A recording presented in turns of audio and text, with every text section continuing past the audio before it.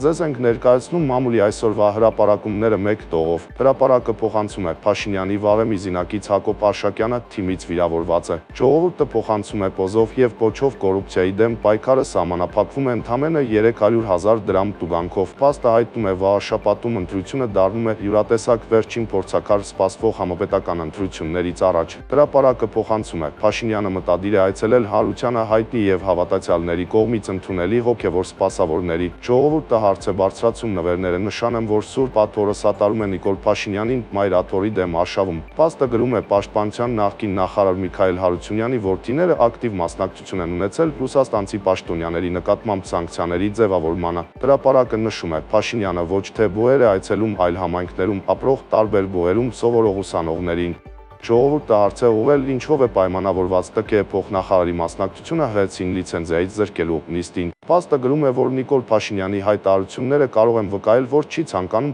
ազատ արդար ընտրություններ։ Հրապարակի փոխանցմամբ թիմում Ռուբինյանի պահվածքն ընկալվել է որպես հայտ ԱԺ նախագահի պաշտոնում։ Ժողովուրդը նշում է, որ գլխավոր դատախազության պատասխանից հետո էլ շարունակում են անպատասխան մնալ Ռուբեն Թաթուլյանի ձերբակալման հիմքերի վերաբերյալ հարցերը։ Փաստի դիտարկմամբ աջուձախ իբր ոստիկաններ ու պարեկներ են, բայց ամեն օր դա նկարահանություն է, գողություն ծեծ կրտուկ սպանություն։